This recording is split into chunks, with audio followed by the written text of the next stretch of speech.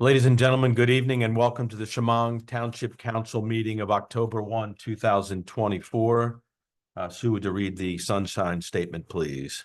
Please be advised, proper notice of this meeting has been given in compliance with the Open Public Meeting Act. For roll call, Mr. DeCroce? Yes, here. Ms. Mazitis? Here. Mr. Wilkinson? Yes. Here. Mr. Woods? Here. And Mr. Zender? Here. I invite you all to join us in the Pledge of Allegiance. I pledge allegiance to the flag of the United States of America and to the republic for which it stands, one nation, under God, indivisible, with liberty and justice for all. Thank you. Before I open it up to public comment, just a couple of quick comments. Tonight, of course, is the vice presidential debate, so we're going to try and move quickly. So anybody that wants to watch that, we'll get you out of here as soon as possible. With that said, we'll also take care, of course, of all of our business. Sue and I met with the new superintendent at the school, and high on our agenda was the issue of taxation. She advised us that the new taxes for our school here in Shamong went up 2.9%, and that the bulk of it was at the Lenape Regional High School. So we will be addressing that with them. That's high on our agenda.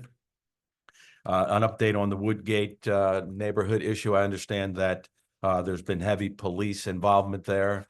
And a lot of the issues that have been brought to our attention have been addressed or beginning to be addressed, as well as moving the RV that was there illegally parked, as well as some of the sheet metal and junk metal. All that stuff is in the process of being moved. So we want to thank the neighbors for making us aware of that, and also the Lieutenant Salvato of the New Jersey State Police for addressing that issue.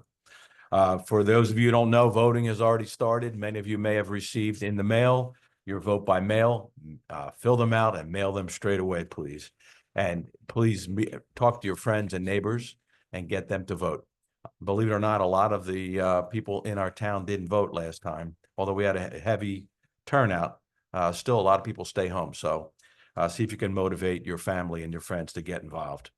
The last day to apply for registration to vote is October 15th, so quickly coming up. There's applications right up here on the table that I've placed. If you need any, just let Sue or I know. We'll be happy to get to you. We're looking for poll workers. It's what, $300 a day, maybe something like that. Long day, 5:30 in the morning till 8:30 at night. So if you want to get involved, please let us know. We'll plug you in. As you know, the longshoremen are on strike. And there's a Israel and Iran war is ratcheting up. So I would just say to all of you, make sure you have enough food and water to last for some period of time. So you're not running to the store with the knuckleheads who haven't done anything. Just be prepared. And lastly, crime in our area still is very low, almost non-existent in Shamong. But what we've noticed is that crime is moving closer. Evesham is having problems, Marlton, Medford, problems they never had before. So just a caution to lock your car doors and keep an eye on your neighbors' houses and lock your house doors. Okay, with that said, we're going to open the meeting up to the public, and anyone that has anything to say, please come on up, identify yourself, and you will be heard. Yes, sir.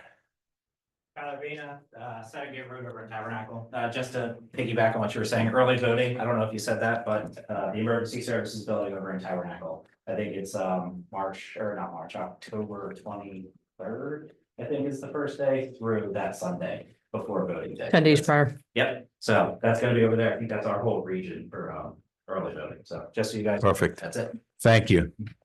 Anybody else have anything they'd like to say? Yes, sir. Larry Patterson, actually representing the 7 Willow Grove Road, the new dispensary coming in. Yes, sir.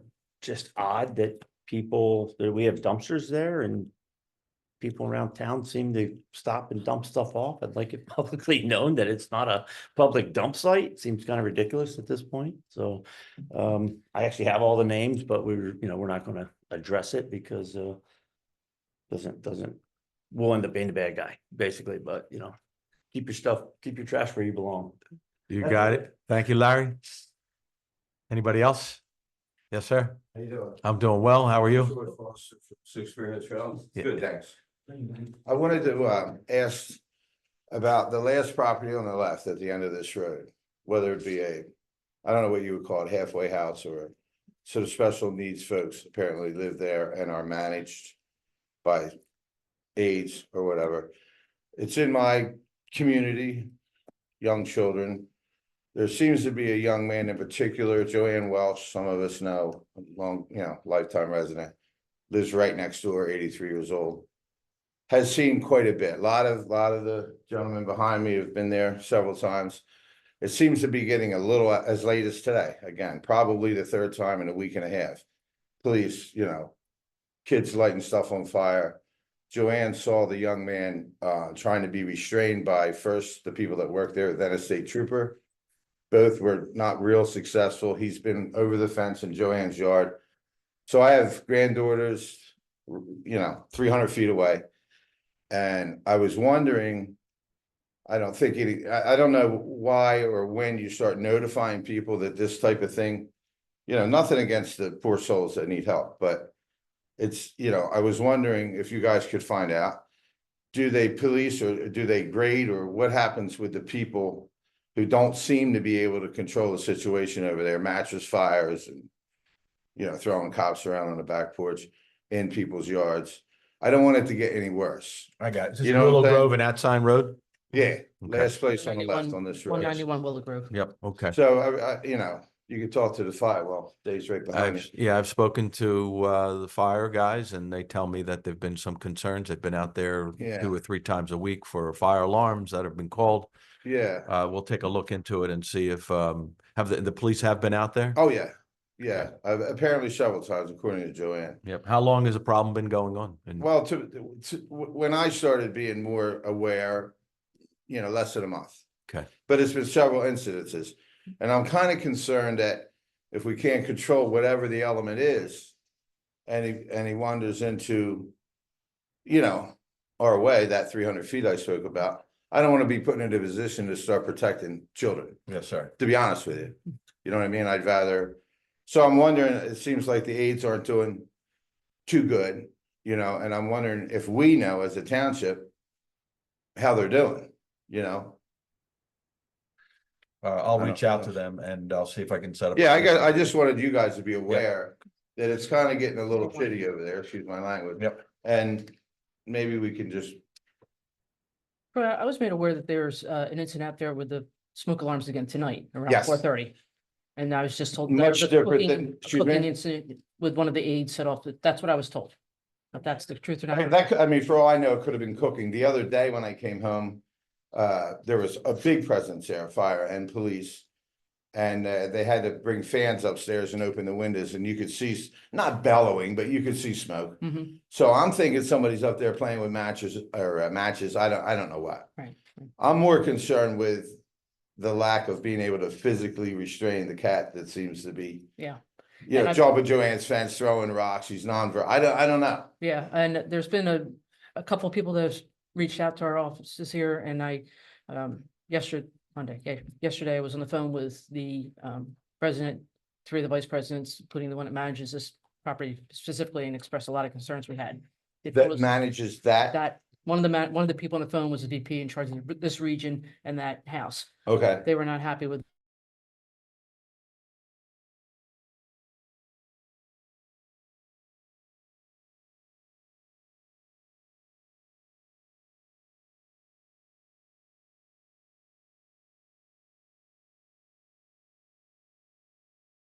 So, from a different side. Can I just 1 second, just for the record, we lost our contact with Zoom for a few minutes, so those people that are listening in out there, apologize for that, but everything's up and running again. My oldest son, special needs, he is in a home like you're talking about down the street. I would suggest that you guys talk to, I'm not sure what facility, there's different groups, Allied's one of them, and This whatever. one's run by Beacon. Beacon, okay. Okay. So, I would suggest you reach out to the director, ask for the director. Okay, because anytime I've needed stuff done, like I said, my son's in one of these homes. They are, Troy, to answer your question, they Yeah. are rated, kind of, like the children or the people that are. The staff typically is just put there to control the situation, right? Let's call it the clients is what they're called in the system. The clients are rated and put in these homes and the clients that are, like Troy was talking about, because we talked a little bit in the parking lot, typically a client that is aggressive and stronger and bigger than most of the staff is not put in that position. They're just, because the staff is just there to kind of babysit for the best part, care of 'em, right? keep 'em Make sure they safe. get their meds every day, make sure they're not out of control. And if they do get somebody like that, that person goes to a different level, and that level is typically not at one of these houses, right? That should not be a big ask, just so you know. That should be pretty quick and simple. But if you guys want, ask for the director of that beacon or whatever. I wouldn't mess too much around the local manager. Go right to the director. Thank you, Larry. You're Appreciate welcome. it. Anybody else have anything to say? Seeing and hearing none, we'll close this portion of the meeting to public comment, and we'll go immediately to items for discussion and possible official action. Number one is the approval of the September 3rd, 2024 regular session meeting minutes, which all of the town council have had an opportunity to review. If so, can I have a motion? I'll make a motion. Thank you. I'll second. Thank you. Mr. Wilkinson, Yes. Mr. Zender, Yes. Mr. Woods, Yes. Ms. Mazitis, Yes. Mr. Cochi. Yes, next is the Tabernacle Rescue Squad presentation. Good evening. Apologize for your not ability to put on your. My apologies, so I talked to Sue earlier, should have asked them. I was going, but I'll provide it to you so you guys can have it, but we're just gonna work off of that. Just to introduce myself off of that, George Jackson III, I'm the chief of the Tabernacle Rescue Squad. With me is Eamon Fitzpatrick, he's the chief of the Hampton Lakes Emergency Squad. I'm Tyler Green, I'm the president of the Tabernacle Rescue Squad. And we're here to provide a presentation, and we're looking to set up a meeting with you guys to further discuss what we're proposing, which is the regionalization of EMS for our Pineland region. We've kind of been down this road partially when Shamong and Tabernacle merged, and we're taking the next step in the regionalization process. I've been with the squad for 30 years. I grew up in the organization, and I've been the chief for 21. When I took over in 2004, we were a small organization in Tabernacle with a small group of volunteers. We were able to grow it to a point where we were answering all of our calls. We had 50 volunteers, 35 steady active members. And with all the changes in society, COVID, and just the cost of living and people having to work 2 jobs and to cover expenses, the volunteerism, although it's still there, and in rural communities, that's one thing that we do still have. It's not to the level of what our calls for service are and what we need. So, Can you guys go over closer to that mic? We're not picking you up. I'm sorry. Nobody's ever told me I'm too quiet. So we've been investigating. We've done some things. We've worked with some other groups in the past. We'll talk about that. And as a group, we got together and started looking at how we can better serve our Pinelands region. So just a background, Tabernacle Rescue Squad was organized in 1953 and Hampton Lakes in 1958, serving their communities as all volunteer agencies. In 2013 and 2014, Vincent Town Squad was closed, and Hampton Lakes, the southern end of Southampton, became the squad that provided coverage for all of Southampton as a combination volunteer and career entity for Southampton Township. In 2021, Shamong's EMS and Tabernacle's EMS merged into Tabernacle Rescue Squad.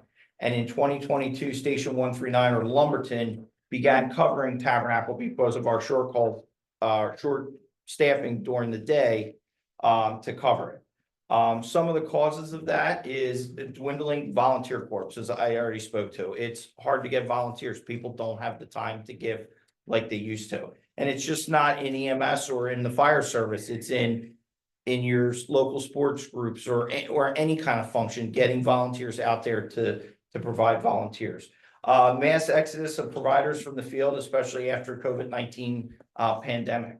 What we found was for our organization initially, because nobody could go to work, we were pretty strong during COVID. We had a lot of people around, but then after after COVID started to back off and now all these other providers went away, all our providers have been pulled other places, and have gotten paid jobs either in the service, or we had a great group of providers that just walked away from it because of everything that we went through during COVID. Low number of newly certified EMTs and low recruitment. The current EMT class is over 240 hours, and it costs $2,400 to send somebody to class. The problem with that being is that for a volunteer agency, it's either we have to put out the $2,400 and hope that they stay. A lot of times people come in, they volunteer, and then they get offered a job in any of the communities around us and are pulled away from our service. Or that's a big ask to ask somebody, hey, come volunteer for your town, pay $2,400, go to a class for 6 months, and then come back and give your time of your town. Supply chain shortages, making every day our expenses go up, from fuel to supplies to ambulance costs. An ambulance today in the past 6 years has probably gone from the average cost of an ambulance to be $180 for probably an ambulance that we would buy in Tabernacle, Shamong, or Southampton, to close to $300,000 is where you're at.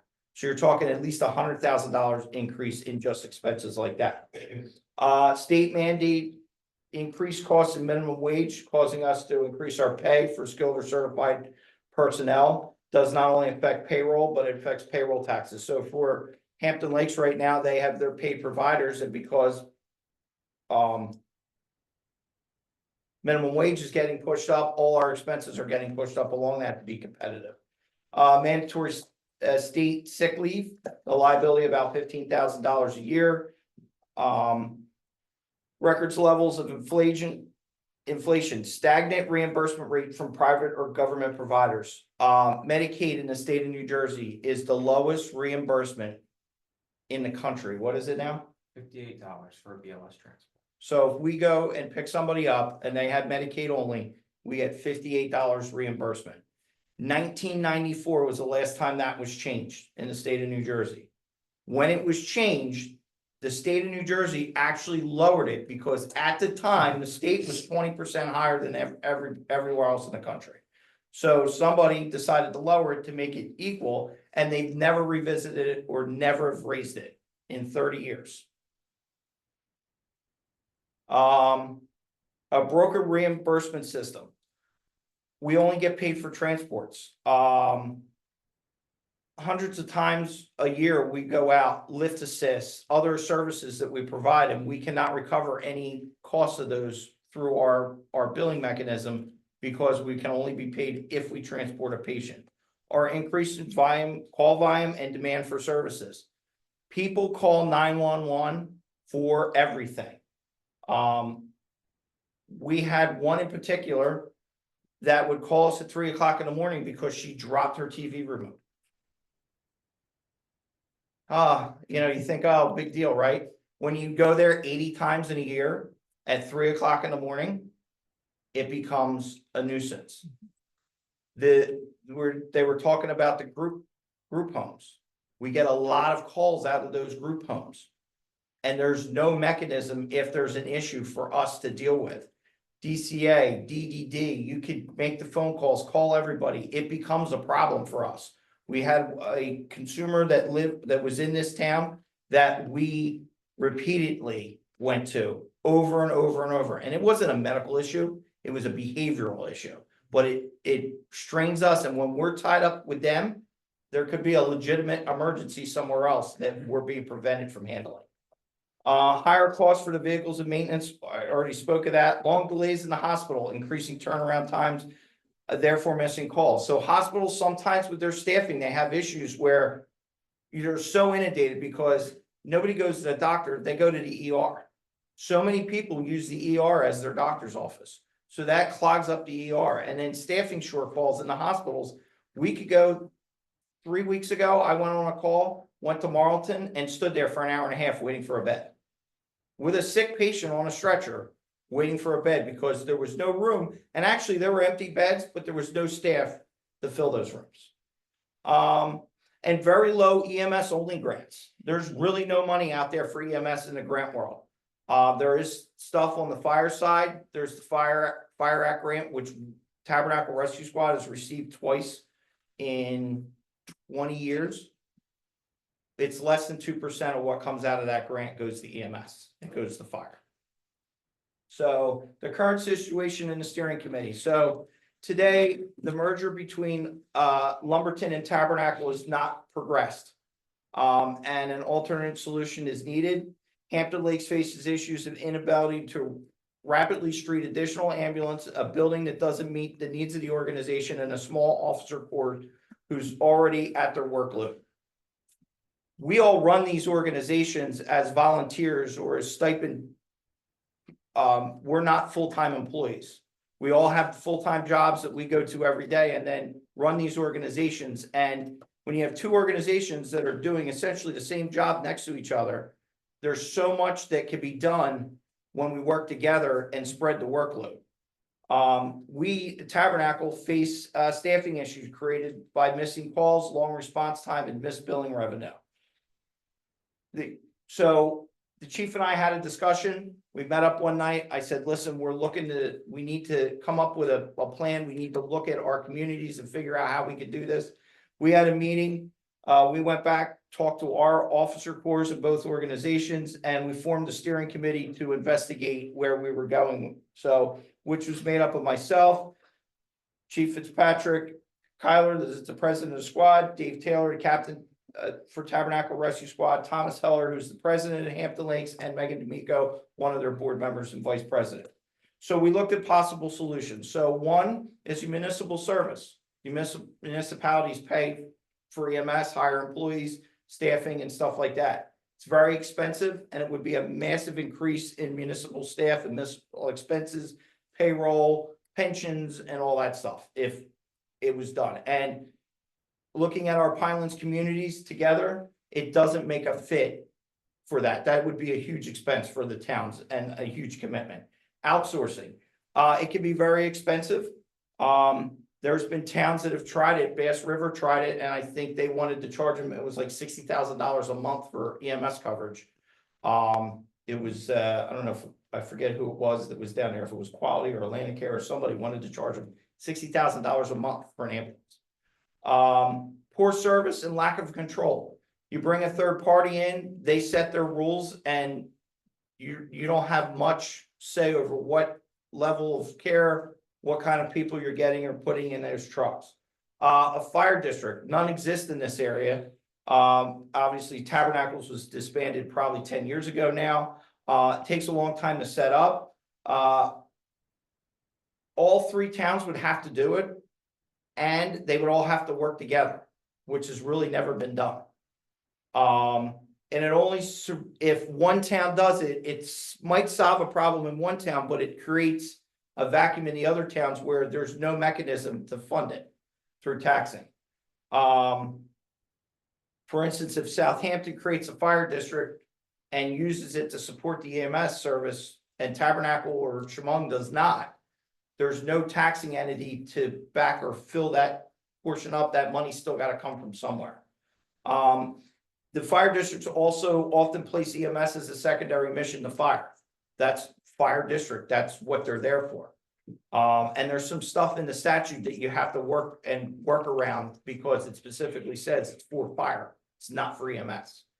And they might provide the funding, but it doesn't provide the staffing for the operational issues. So, and then we looked at a regional merger of EMS with municipal support. So that's our entities merging together, running the operation, using the billing revenue, but with some support from the towns to make it happen.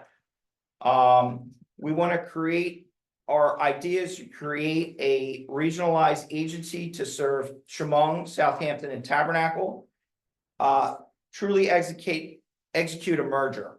Takeover, not a takeover, to provide and improve the service delivery with each agency and therefore the entire entity. And we're here to obtain township and residents buy-in to support our program. Pros, increased service to all the residents of the town, either staff rigged or our special operations, which we'll talk about, allows for self-governance, closest ambulance goes. Right now, where the position of our two buildings, if there's a call in the Eagles Mere development, part of that is Southampton Township. Way it works now is if a call goes out, the ambulance on New Road doesn't go to that call, even though it's closer. It comes from Hampton Lakes. Same thing for the avenues, same kind of issue. It'll allow us to work together to make coverage decisions about where the most appropriate spot for the ambulances are to come from. Many hands make light work for administrative or operational oversight. Again, the chief and I share a lot of the same duties in our organizations. We're doing the work twice over because he's doing it for his group and I'm doing it for my group, where we could split that work up between us and not have that overlap. Prevent hard billing of residents. Currently, Shamong Township residents don't get balance billed because Shamong Township provides that coverage for that gap. Right now, if Hampton Lakes comes here, they get balance bill. So this would prevent that because we would be one organization working with that, with the town.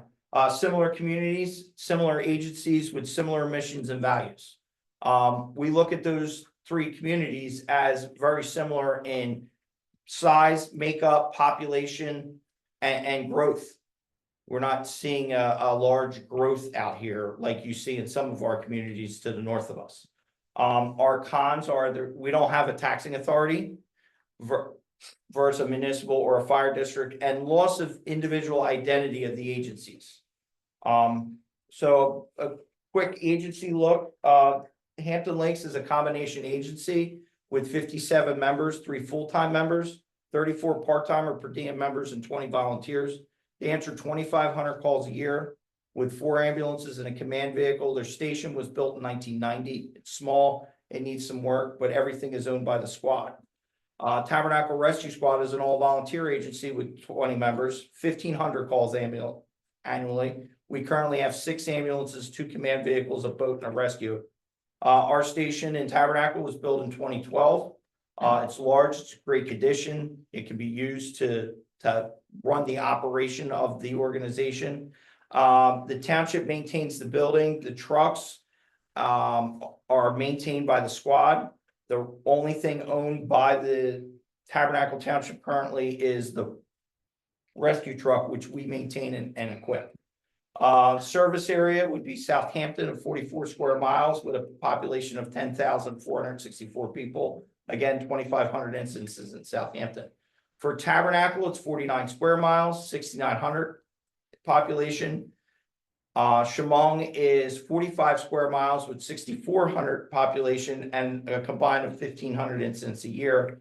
Combining that would be 140 square miles covered, population of 24,000 with 3,500 to 4,000 incidents a year. In comparison with Burlington County agencies, so the top agency in the county right now is Endeavor, which serves Burlington City, Burlington Township, half of Springfield, Edgewater Park, Beverly. They're up there on the river. They run 7,300 calls a year. Their service area is 38 square miles with a 4,700 population. They could have as many as 4 trucks and as few as 1 covering that territory. The next up is Mount Laurel, 6,900 calls. They staff 3 trucks during the day, 2 at night. And then it breaks down from there. Evesham, same 6,900, Willingboro, 5,200. The Pinelands region, those 3 communities would be 3,600 calls a year. That puts us in with Morristown at 4,300, Maple Shade at 3,500, Palmyra at 3,400. Right now, Morristown covers 3 trucks during the day and 1 to 2 at night, depending on the hours of the day. The only other one comparison, if you have Lumberton, when you add the Tabernacle run calls that they run during the day, that brings them up to that 3,600, and they staff it with 2 to 3 trucks during the day and 1 at night. So our service capabilities: basic life support, first responder and transport, the ambulances, vehicle extrication, special ops. The Tabernacle Rescue Squad is part of the county USAR team, so which is marine and water. rope trench collapse, land search and rescue, Landsar, which is really big out here in the Pinelands communities. The two biggest towns that use it right now are Tabernacle, believe it or not, and Evesham.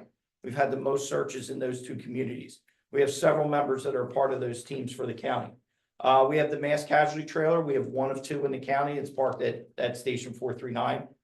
We've had it since its inception of the program. The other one kind of bounces around up on the north end of the county. Incident rehabilitation. So for years, we provided fire rehab. We've traveled all over the county and we did it. Became a huge burden on our agency, not only in manpower, but in money and reimbursement. So we've actually taken ourselves out of that role. But in our communities, Shamong, Tabernacle, Southampton, we all look at it, and that's a very important function for our firefighters. That's a program that we want to reinstate to and bring that out in this agency. The Rescue Task Force for Active Assailants, Tabernacle Rescue Squad was one of the initial agencies, a part of that Rescue Task Force concept. And we have the equipment and members are trained in that task force, so we would respond to those incidents. Hampton Lakes has a child passenger safety technicians. They have several, and they will do the fitting of the car seats and stuff like that as a community outreach program. They also have a great fall prevention for our elderly population. Obviously, Leisure Town is a huge location for them. Training and education, both internal and public. Between our agencies, we have several CPR instructors. We do teach groups not only within and then outside groups. And Hampton Lakes has several EMT instructors on staff that will be able to leverage that to do our training competencies and everything in-house with those instructors. And we also have a large animal rescue and cart team, which falls under the county USAR team. We have the horse sleds and everything. We have them for the county Tabernacle. So how do we plan to staff it? Use career and volunteer EMTs. All duty trucks will be staffed by in-house personnel or take-home ambulances. So an example of my house, there's two EMTs. If there's crews on and we're available, we pick up a truck and we have the truck. We're together, we're ready to go. If we get a call, we can immediately respond. There's some other members that have the same function that we could do that or live real close to each other. And we do it to get the truck out for the responses. All call units will be staffed from response from home personnel, kind of the normal program that has gone on for years. Minimally staffed ambulances will be 124-hour, 7-day-a-week ambulance at Station 178 or in Southampton, because that's where the majority of the call volume is. Further reach for response time. It does not decrease the service to the community compared to prior to the merger. One of the reasons is the truck is staffed. There's people in the truck and ready to move. Now we're coming from home. So that 4 to 6 minutes it takes us to get to the building, they've made up that distance in response time already by being in-house. One daytime power truck at Station 439. All call signups for either station. So if we have people, volunteers that are available or other per diem staff that are available, say, hey, I'm around today, they can sign up, and that way we know if we get a second call or a third call, we'll be able to staff those trucks through our duty crew system. And we'll be able to seek additional staffed ambulances for events and any other kind of issues that arise. Just so you, so not to cut you off, just so you guys understand, you're gonna get the same thing that you guys already have. So you have that 6 to 6 truck that's out of the Station 439 building. That's coming to Shamong, that's currently there. And what we wanna do is we wanna take it from the 5 days a week, we wanna make it 7 days a week. And then the game plan is that the secondary truck that will be coming in will be the Hampton Lakes truck at all times. So we don't have that lapse of calls or your residents getting an ambulance in a good amount of time. So that's one of the big things that we're trying to do to make sure that a truck gets to. So you'll have hired people there 7 days a week, Yes. and 439 is Tabernacle. Yes. What was the station for Southampton? I'm sorry. 178. 170. And this is a starting point. We would love to have 2 trucks staffed 24 hours a day, 7 days a week. Is what we would love to do. We're looking at the finances. If the finances allow us to do that, or as we meet with the townships and we figure out funding and we can do that, that would be our ultimate goal. with 2 trucks on 24 hours a day, 7 days a week would be the ultimate goal.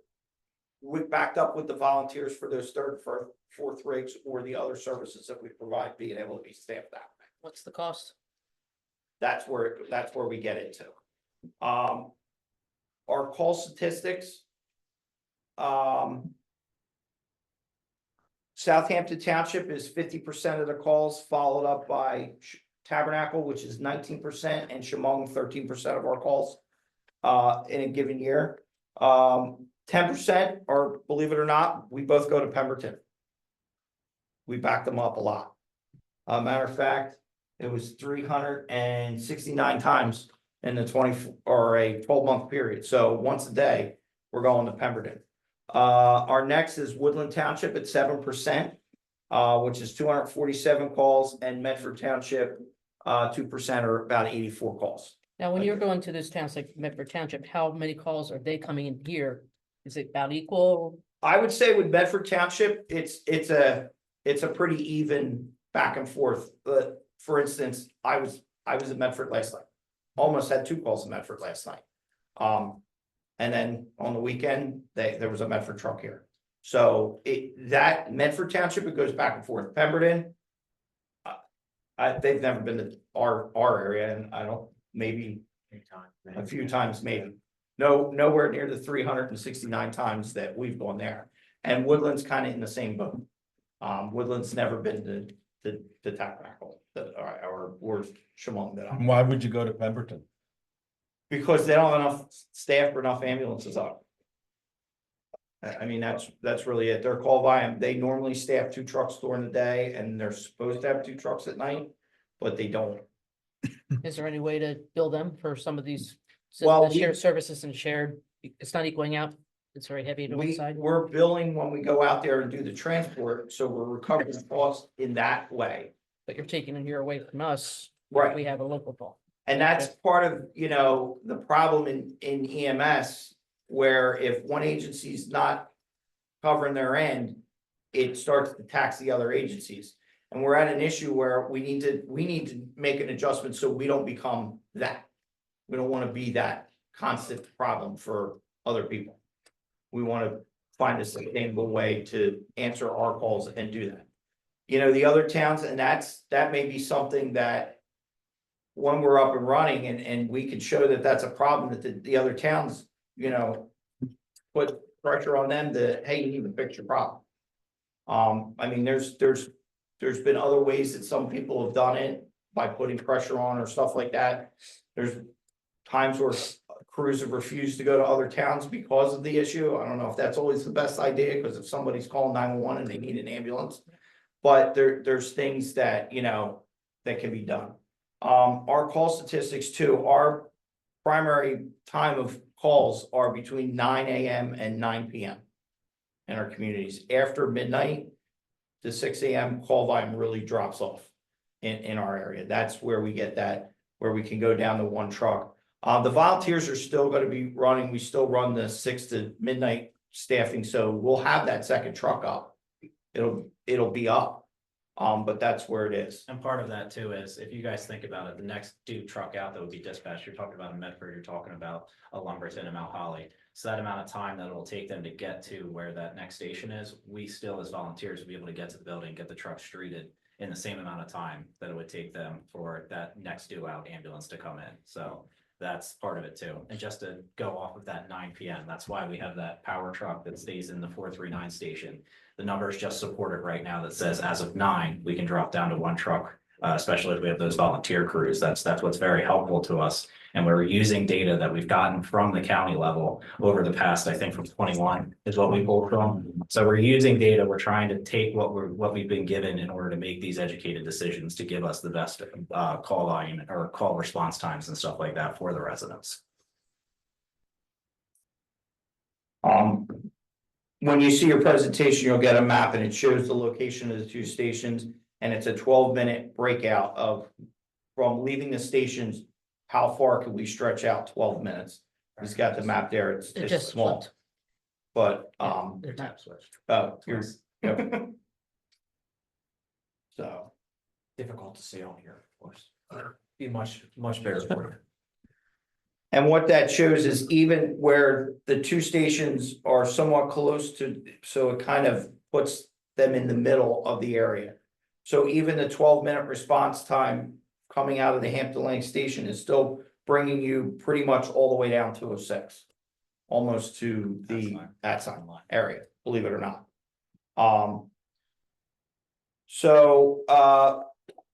Board or operational officers, how we see this working is we're gonna form a board of trustees between the two organizations. We're looking at 7 trustees.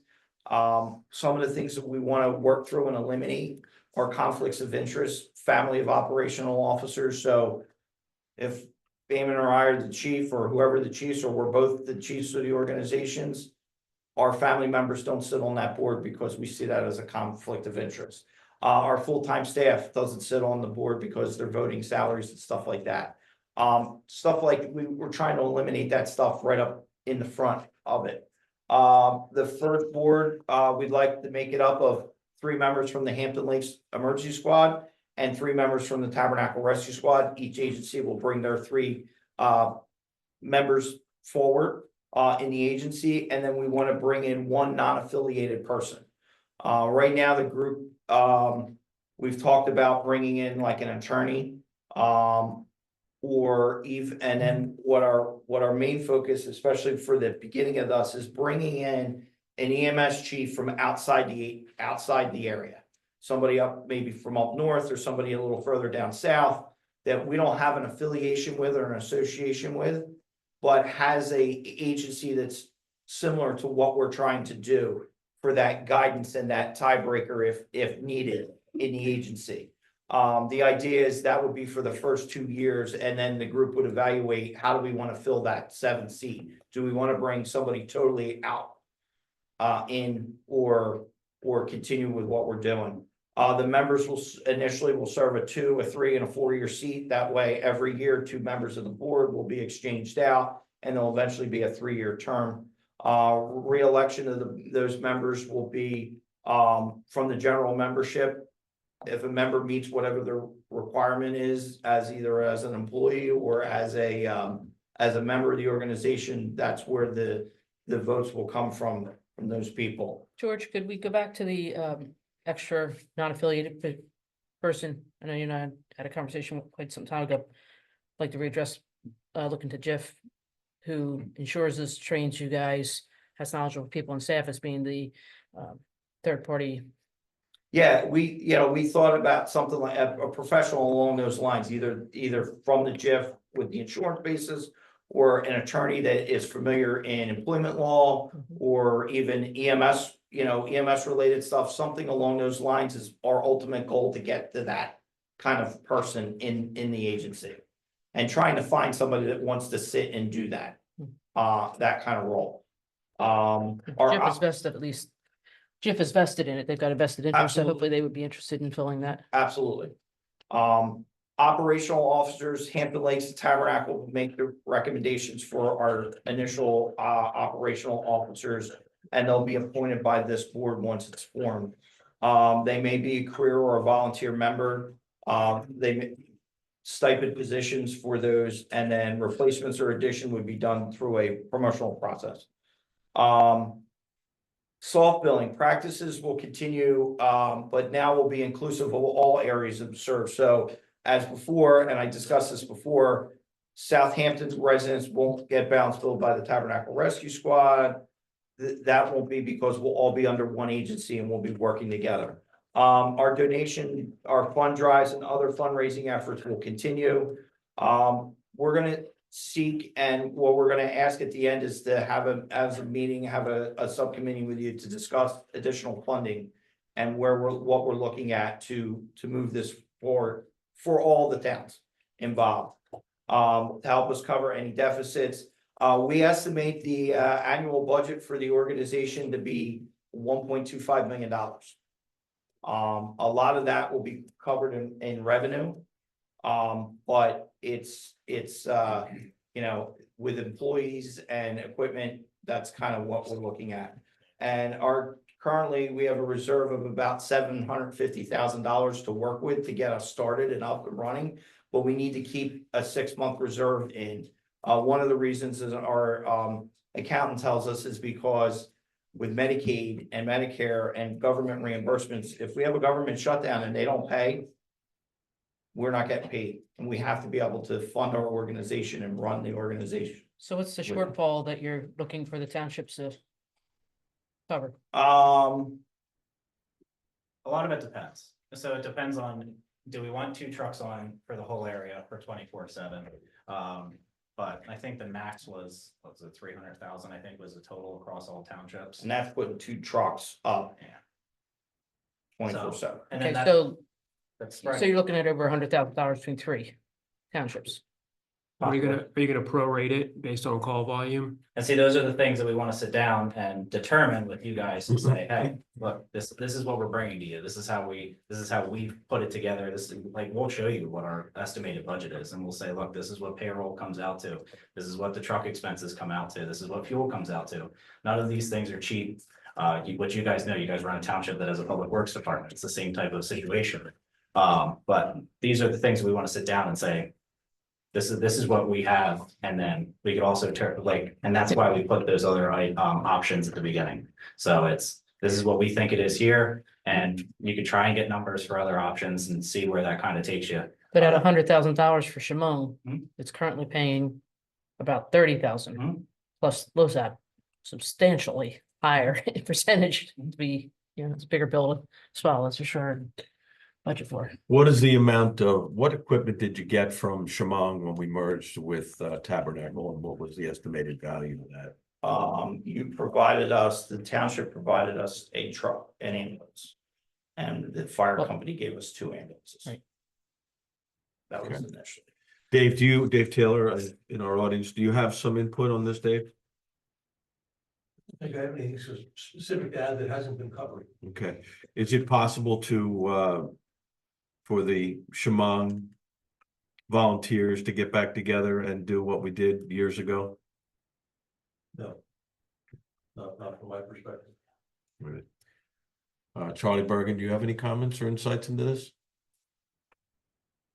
Quick question, George. You said Lumberton's not in the picture now. Right now, they're supplying your daytime crews. Mhm. That's gonna change. So when that changes, we find in the fire service, I think 431's finding this out a lot. Are the people really out there that you can bring in staff? I mean, fires, 431's having trouble just finding people and they got the money to pay them and they still can't find the people. They have career staff on, obviously, we're gonna have to add some more to that. But we gotta, Lumberton's doing the same thing, they're finding them too, so we gotta, either they're gonna. We're gonna have to employ them, we're gonna have to offer them employment, and, if they lose our town. If they're not running in our town, that staff, they're gonna drop a truck, they may be available to be brought in and brought over to our agency. Are you talking mostly per diem employees or? No, full-timers or- Well, some will be full-time and some will be either part-time or per diem. What's changing in Lumberton for the daytime service? They won't cover our service. They provide a truck in Tabernacle right now from 6 to 6, Monday through Friday. But That's what's gonna they won't cover the weekend, is what you're concerned about. They don't cover the weekends now. So. Are they willing to? I Um, mean, was it we had a discussed? discussion about it at one point and it was kind of up in the air if they were willing to do it or not. Anybody else on the dais has any questions or comments? Just did you get any feedback from Tabernacle or Southampton? I know there's change going on, So especially we- Southampton with the met mayor and. Tabernacle, we did this presentation in Tabernacle.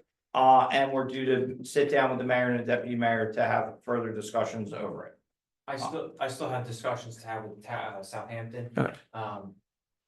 We've had, a very brief kind of sit down and discussion about it, but nothing formal at this point. Gotcha. What we wanted to do was just start the conversation. Hampton Lakes years ago, if you know about the history of Hampton Lakes, was in a very bad position about 10 years ago.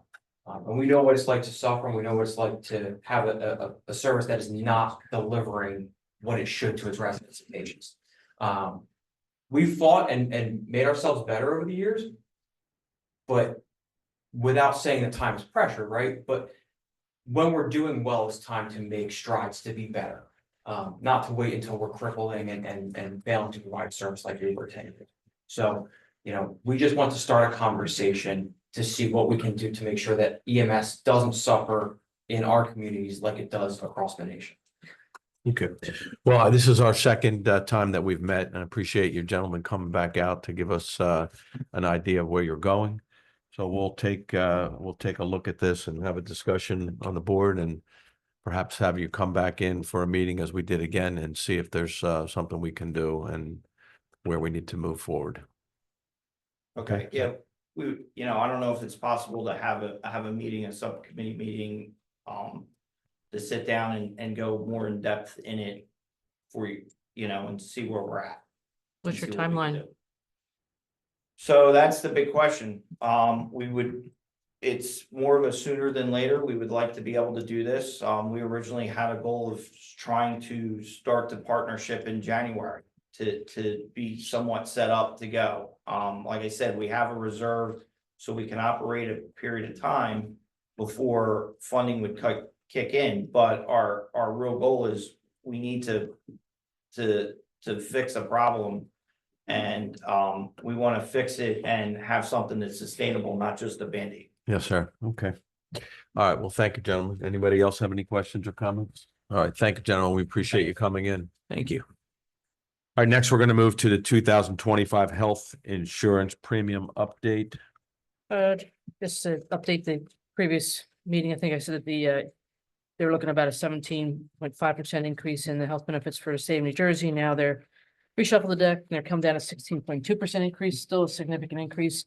I'm still waiting for a third-party vendor for a separate insurance quote on that, but the size of our group is becoming problemsome to get a competitive quote on that. Okay. Next is the Burlington County Recycling Report regarding Shamong Township. Yeah, they overall were very pleased with the amount of recycling that they collected for our town. The town really doesn't realize any savings in the tipping fees, but it should be coming back to the residents in some format from Garden State Removal.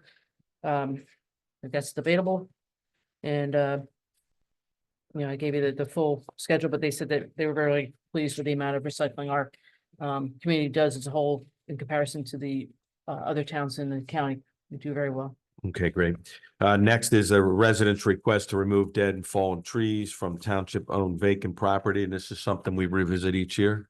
Correct. And it's the same gentleman, Mr. Greco, and he is located along Grassy Lake Road, and he likes to do the block 2301 lot 6, which is located on Fork Neck Road, as well as a property adjacent to him, which is block 801 lot 1262.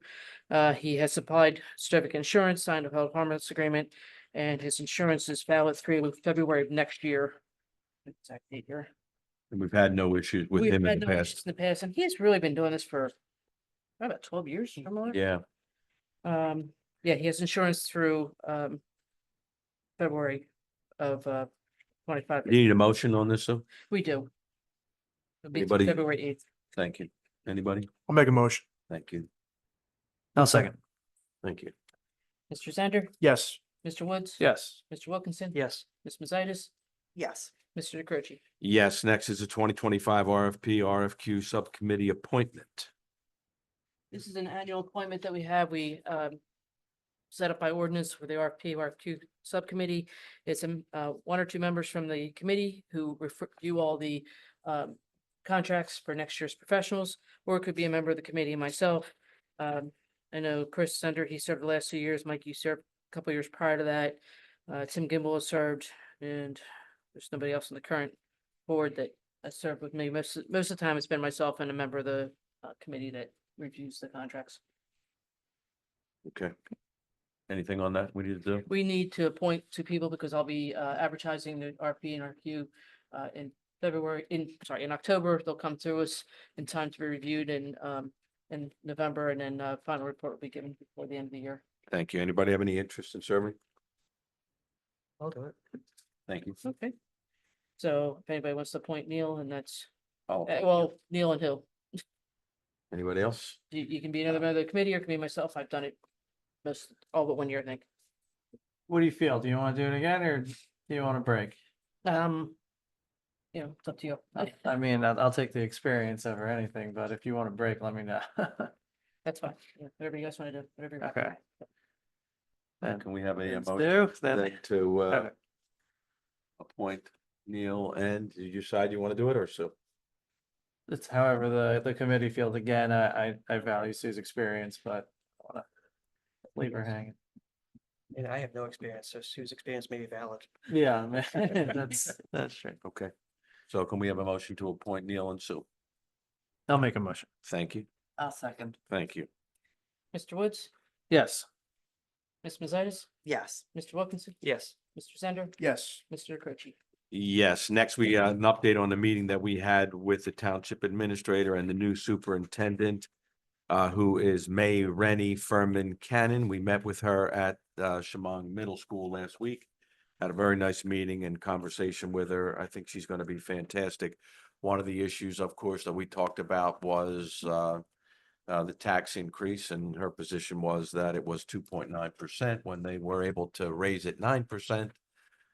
So we expressed our concerns about a couple of issues, number of issues, like CRT and the woke issues, like our tax issues, and putting our children first and teaching our children how to think, not what to think.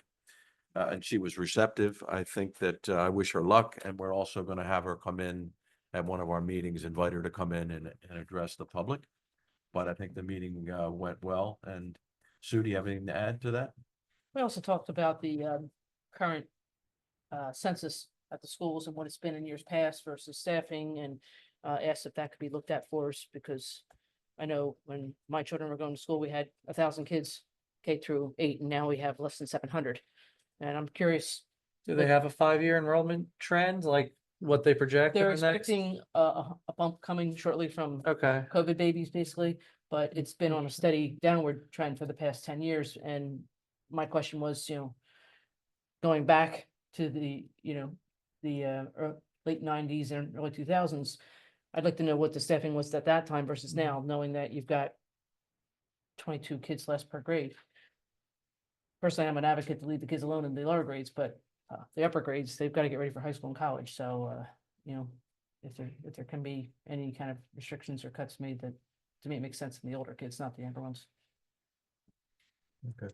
But we weren't provided with that information, so Yeah. we're still trying to find that out. be good to know. So there are a lot of families in Shamong that'll bring their kids to St. Mary's or other schools, alternative schools. I think it was And about 80. Yeah. Having So- less kids. It's well, it's not only that, they're moving their kids out of the school system into other alternative schooling because they're not happy with what's going on in the schools. Probably a little bit higher than 10%, I would estimate. So we talked about a lot of those issues. And we're gonna have to address the issue with the regional high school, since that's the bulk of the problem. And the only other thing the school did indicate is they're looking for a new roof, which is gonna require moving their solar panels, and they're gonna go out for a referendum sometime in 2025 or 2026. And the life of their solar panels is coming to the end, and what it's gonna cost them to pay to have them disposed and replaced. Yeah, so if anybody's in that business, or these, I can't imagine we couldn't get a volunteer to take them off and then take the silver out of them and recycle them. But anyway, that's coming up. And we'd also like to know what is their, how much money do they have in their coffers? And why are they raising taxes if they have $1 million or $2 million in their coffers? So, but I do welcome her, and we think we're gonna, well, at least keep the pressure on and get the answers, because we just don't have the cash to do what we used to be able to do, and I'm not interested in raising taxes on our residents any further than I've already been done. So, all right, next is the GIF fund. Anybody have any questions or comments on that issue? Okay. Next is the GIF Fund Commissioner's Report for September 17th, 2024. Point out a couple things on the report. Cyber risk training part 2 is 100% completed for the town. We're also 100% compliant on employment practice liability. Our land use board training certificate was approved and recently updated in September. We had additional training. Lisa Jordan in our administration office will be participating in a fund commissioner training on October 8th via Zoom. So that there will be somebody that qualifies to be the alternate fund commissioner if needed. And they're doing an internal review of our best banking practices.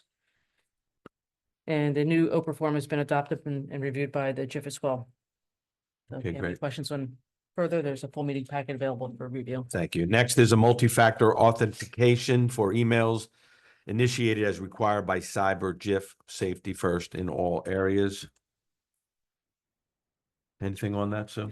You know, anybody who has a township email account was required to go through this and go through, you know, logging in, having your phone number. So that way, whenever you log in, you can get your 6-digit code or whatever that is and take care of that. So Okay, everybody's done that they needs to. Thank you for your help in getting me through it. Next is Burlington County Farmland Preservation Program, the acquisition targeting list. and I emailed that list to you last week when it came in. 2 weeks ago, I guess. And this is an annual list that they submit showing who the farms that are participating, farms that they're looking at and considering. Their the acquisition and targeting list, which is provided. And we can make changes to that if we choose to, and if we have no changes to make, then no formal action is required from the township. Maybe the county will move forward and meet directly with the property owners if they choose to move forward with that. Okay. Do you have anything to add on that, Doug? Yeah. All right, next and final on the items for discussion is approval for employee training for John Lyons, who's the OEM coordinator. Permission to attend the New Jersey Emergency Preparedness Conference, which is being held on April 17th through the 23rd. Correct. And That- the cost of the conference and travel is $380. Yeah, there's not a typo there. We talked about this at length in one of the meetings during his report, and I didn't pick up the trigger to make sure we had committee's approval for it, but this was one of his trainings that he does annually, and it's beneficial to the town and the grants that he files for. So yes, although this is after the fact, I know historically we've always supported that as the committee. Yeah, we do need an official vote on that. All right, great. Any questions or comments? If not, can we have a vote, please? John does a great job and he's been working really hard to secure his money, and $380 that helps him is, I'm happy to vote for that. Thank you. I'll second it. Thank you. Mr. Zender, Yes. Mr. Wilkinson. Yes. Mr. Woods, Yes. Ms. Pizzaitis, Yes. Mr. DeCroce. I vote yes. Next, we move to resolutions 2024 R-78, which is a resolution urging Congress to allow expiration of the deductibility cap of state and local taxes, also known as the SALT taxes, which is a cap of 10% on your property tax as well as your state tax. So those of us in New Jersey and other high state income taxes were really hurt by this. Yeah, the cap is $10,000. So obviously in our town, Right, only pays one. we don't get to write If off that. anything else. Anybody have a questions or comments? If not, can we have a motion? I'll make a motion. Thank you. Second. Thank you. Mr. Wilkinson, Yes. Ms. Pizzaitis, Yes. Mr. Woods, Yes. Mr. Zender. Yes. And Mr. DeCroce. I vote yes. 2024 R-79, which authorizes and permitting Zero Prostate Cancer Group to conduct the Zero Prostate Cancer 5K run and walk. And when is the date of that? That'll be November the 3rd and take place between 8:45 and 11 o'clock, where they'll be going down Fork Neck Road and have traffic will be closed down from 206 to Dingletown Sports Complex during that time. And they have been through this process and been vetted with Joanne in my office and John Lyons as far as a large or potentially large crowd activity. So that way we have brought in the EMS and fire department to keep them notified, and all the insurances are in place. And it's a great event and it's been held for several years now. Yes, it has. So if there are no questions or comments, can we have a motion, please? I'll make a motion. I'll second. Thank you. Ms. Pizzaitis, Yes. Mr. Woods, Yes. Mr. Wilkinson, Yes. Mr. Zender. Yes. Mr. DeCroce. Yes, next is 2024 R-80. It's a 2024 approval to close Grassy Lake Road for the Turkey Trot sponsored by the Girl Scouts on November 16, 2024 from 8:45 a.m. to 11 a.m. And this will be the second year. And last year, I think it was pretty well attended for a fast notice. So maybe we can get a bigger crowd out this year. If there are no questions or comments, can we have a motion? Just for the record, the event organizer is working with the county on closure of the county roads that are related to that. Got it. Are you pardoning a turkey this year? Well, we offered last year, but Yeah. nobody Nobody wanted to do wanted- it. So yeah, I we think had we ate turkey. the turkey. We ate a many, right? I'll make a motion. Thank you. I'll second. Mr. Wilkinson? Yes. Mr. Zender? Yes. Ms. Macias? Yes. Mr. Woods? Yes. Mr. Croce? Yes, next is 2024 R-81, which is a resolution promoting and building Shamong Township's business-friendly local government. And this is a resolution basically saying that we want to be business-friendly to our new businesses, our existing businesses, and our taxpayers. And that our employees of Shamong Township will vow to help the residents to try and do what they need to do in order to be legal and to get their projects done. Has everybody had an opportunity to review it, and are there any questions or comments? And if not, can we have a motion? I'll make a motion. Thank you. Is there a second? If there's no second, it dies. Oh, second. Thank you. Mr. Woods? Yes. Ms. Macias? Yes. Mr. Wilkinson? I abstain. Mr. Zender? Yes. Mr. Croce? Yes. Next is 2024 R-82, Division of Local Government Services, CY 2023, SFY 2024, Best Practice Inventory Program Public Meeting Certification Form. What does all that mean? Means that we get to answer, how many questions were on this thing this year? 67 questions, and they're all, some of them have points evaluated that you can win or lose, and some don't. And if you don't have a high enough score, they can take some of the revenue away from you. So this is one of the ways that the state of New Jersey forces some of the things that maybe we don't have to do. Right. So this year's current score was at 35.5. And we needed 35. So we Beautiful. got in. I'd You've say always we're done a great pretty job good, on yeah. that, and that's a way for us to show the state that we're hand in glove with them at the same time, trying to keep our independence and stay out of some of the silly things that don't really apply to us. So thank you to our council who helped us thread a couple issues this year for that. And thank you, Sue, for a passing grade. Do we need to have a motion on that? Yes, we do. With the resolution first is that you review and I've sent that all out, the report. It's pretty lengthy, about 20 questions and very Yep. lengthy questions. Anybody have any questions or comments? If not, can we have a motion, please? No motion, it dies. I'll make a motion. Thank you. I'll second. Thank you. Mr. Wilkinson? Yes. Ms. Macias? Yes. Mr. Woods? Yes. Mr. Zender? Yes. Mr. Croce? I vote yes. There are no ordinances this month. Next, we're going to move to the approval of the attached bill list, which this month is $1,708,610.51. And as I often do, Sue, can you give us a breakdown on where that money is going? Sure.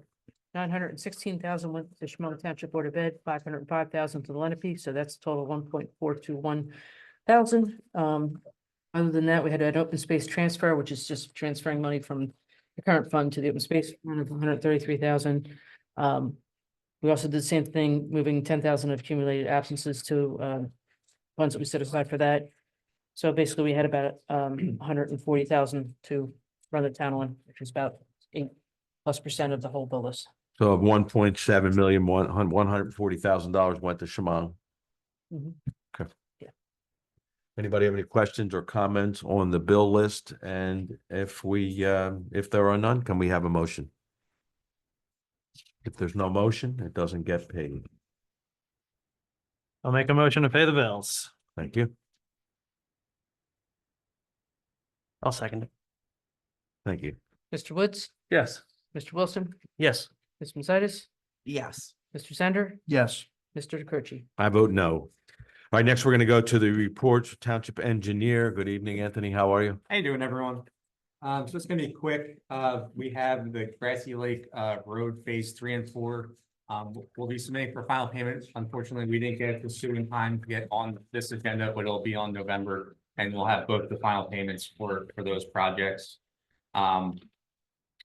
In August, at the end of August, we did get a request to repair curb in front of 10 Mills Brook Lane. That has been repaired as of earlier today, I believe. And we also are in the process of finishing the plans for Dingletown recreational complex. We're anticipating getting that out to bid within the next week or two. Okay, great. Awesome. Any questions or comments? Okay, thanks, Anthony. And next we'll move to our solicitor. Good evening, Doug. How are you? Evening, everyone. How are you? Just a quick update on a couple of things. Every year our auditor asks us for a letter for anything that, from a legal standpoint, that may have a financial impact on the town. I'm happy to report that we don't have any pending litigation that is directly Shamong related, except for one state tax court appeal that involves one residential unit. The assessment was upheld at the county tax board level, and they appealed it up to the state, as is their right. So in the big picture of things, it's a drop in the bucket, even if something should happen at the state tax court level. And then the other thing I wanted to mention is Sue and I were able to speak with some representatives of Bighorn Solar and move that discussion forward. They are still pursuing the landfill site, as we've discussed. They have state approval relative to that. They're going to be in before the planning board in short order relative to that. They're still interested and have looked at length development options relative to Murphy's Pit. What seems to be the most viable or only viable option out there is a community solar project. They've asked us to help facilitate discussion with Atlantic City Electric relative to that issue. I reached out to Brian after that conversation. We're going to have another conversation later this week, so I'll be sending an email to Sue and Mike relative to that to try and create the right connections with Atlantic City Electric and see if we can move that forward. Unfortunately, something more for us to think about long-term is I'm hopeful that with Shamong's backing, and maybe if we need to do other levels of government backing to push that issue forward on a community solar front, that we can make something happen there. If we can't, what that tells me is the developability of that site is highly questionable. And what do we do then in the face of that? So just something to think about long-term. How do we secure and resolve the issues that we've had ongoing out there? But let's keep pushing forward on the community solar and see what happens, what we can make happen on that front. I think if you've read anything about these community solar projects, it really is a win for the residents in that area. And we do have one of our mobile home parks is proximate to that, and it could be a good benefit to our residents out there. So I think there's a decent selling point to bring forward. We'll see how it's received. All right, great. Thank you for handling that meeting and appreciate the update. Sure. All right, if there's nothing further, we'll turn it over to Township Administrator. Good evening, Sue. Good evening, how are you? I just want to let you know that our 2 welcome to Shamong signs have been replaced, the ones that were vandalized back earlier this year. We have a Tour de Pines taking place this weekend, recreational bicycle ride. And then the Pine Barrens 500 will take place over the weekend of October 15th, 25th, 26th, and 27th. That's a 16th year for that. Reminder that mail-in ballot drop-offs are open here at our building right here. Voter registration deadline is October 15th. Voter registration forms and mail-in ballot forms are available on our website and here in our township building anytime we're open. Early voting begins September the 26th. As it was stated earlier, you can go over to the Tabernacle Rescue Squad building, and it takes place from October 26th through Sunday, November 3rd. We're voting early. Highlands Memorial Park Cemetery will have a Veterans Day ceremony be held on November 9th at the cemetery at 10 a.m. And that's all I have to share with you this. Okay, great. Thank you. All right, Indian Mills Volunteer Fire Company. Good evening, sir. Yeah, They, I really don't have a whole lot to say. We do have an open house for fire prevention week next week, Thursday. So, Is that October 10th? be there. October 10, I think. Don't know, but I just remembered that it was I think the I think you're right. I think it's 10:10. 6:30 to 9:30. Well, the public's invited. Great. 10:10. Always a fun event. That's about it. All right, great. Thank you, Charlie. I see John's not here, so there's no OEM. You gentlemen have anything to say back there? All right. We're gonna, you guys are good. All right, so we're gonna open up the meeting, for public comment. Anybody else have anything to say? Ask you a question? Yes, sir. Come on up. Just identify yourself so we have you for the record. Yeah, come on up. Yeah, so we we just can- need you on the mic for the sound system. Oh. To you, sir, what's going on in Dingletown? What are you planning to do? Sorry for being a sleeping dog. That's all I right. didn't hear. There's some improvements going on around the track, I believe, or the. The walking path, path, walking walking path. paths are trying to get. The asphalt itself, Yes, sir. Yes, is that about covered? yes. And your firm, Yeah, we're in monitors the that. process of designing it right now, just providing the improvements in that area. I don't believe we're gonna have, as part of this design, a full encompassing plan of the whole area being done, but I believe it's gonna be done in phases is the plan. Okay. So you're I'll talk to upgrading you the about that asphalt then. walkway? Yeah, Repairing right. it and replacing it, yeah. In plain English language, that's right. Right, well, that's what we. Yeah, That's what we like. Yeah, we did about maybe a quarter of it a couple years ago with some Yeah, outstanding grant funds. And we were looking at doing a phased in approach and also considering possibly doing some budgeting some of the cash from the open space account if it's close enough. very good, thank you. Thank you, Mr. Foster. Appreciate you. There was an issue that was raised by Marty to me that he often sees the lights on at the field early in the morning. Is there a way for us to address that, to either put them on a timer so they They go? have timers, so that means somebody's bypassing them. Mhm. So thank you for letting me know. So maybe we can put a lock or a code on there or something? Well, everybody carries bulk putter in their car apparently because they keep cutting off the locks. They're having one for games, something for practice, and they'll all leave, and I can buy there at night sometimes. Yeah. That's what I'm Well- wondering. If we had, Sold there. like, if we have 1 hour timer that you'd actually turn, is that possible, Anthony, to No, do but that? There is also a timer to shut it off no matter what, I think at 11 o'clock at night or something like Oh, that. So yeah. they're bypassing that is what it's telling me. So, All right, well, then Marty's gonna have to go out there and turn them off when you're, which, Yeah. yeah. Buy there anytime, and then All right, I'll contact IMA again. turn them off. all right, we'll see if we can address that. Thanks, Marty, for bringing that to our attention. Anybody else have anything to say? So we'll close the meeting to the public, and I want to thank you all for sitting through. We all missed the great event tonight on TV, but because of the magic of cable, we can all watch it ad nauseum. Do we need to go into an executive session We this do, evening? yes. Mhm. Okay, need a motion to do that. Just ladies and gentlemen, or just all gentlemen. Executive session is we're gonna go back and we'll address a private issue. We may or may not take any action. If we do, we'll come out and if you want to hang around, it could be 2 minutes, could be 2 hours. We'll let you know what's going on. But thank you. We appreciate you coming.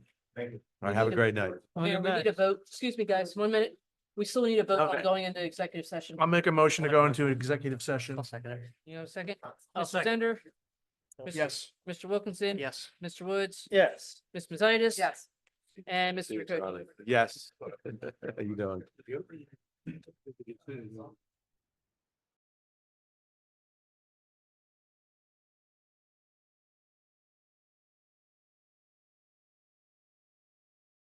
And the action. How about that? I double clicked the first time, I'm sorry. Yes, so we're up and live. Want me to say all that again? Yeah. Okay, we're back on the record after our executive session. We have checked the hallway to see if there's any members of the public that were interested, and there are none. And we have decided to take an action regarding employing a new person in our public works. Mr. Solicitor, do you want to give us a summary, or Sue? Just quickly, we went in for discussion on personnel and recommendations. There was an administrative process put in place and a recommendation that arose out of that. The governing body was able to consider those applicants, and based upon that discussion, we're coming back out in the public to take official action. And we just need a motion to make the authorization for an offer to be extended in accord with the discussion that was held in executive session for an additional Department of Public Works employee. We have to do the name since the Yes. appointment. No, because we're just talking about making an offer at this point. Okay. So the appointment would have to be a separate process? Do you want to make them appointment contingent upon them accepting? Yeah, that way, Okay. the Then- start date can be And determined. the motion will be to make the offer and assuming they accept that they will be appointed to the position of, Public Works Equipment Operator, Class 3. and The rate is $25 an hour. right. We give the applicant's name since it's Yeah. appointment, so it's Lester Abrams Jr. Okay. Anybody have any questions? Thank you both. Anybody have any questions or comments? If not, can we have a motion? Make a motion. A Thank you. second. Thank you both. Mr. Zender, Yes. Ms. Mazitas, Yes. Mr. Wilkinson, Yes. Mr. Woods, Yes. Mr. Rokochi. I vote yes. Okay, Motion to adjourn? yeah, that concludes our business for tonight. Can we have a Make a motion? to motion. adjourn? Yeah. Thank you. Mr. Woods, we have a second? Second. Aye. All in favor? Yep, aye. Motion carries. Thank you, everyone. Thank you.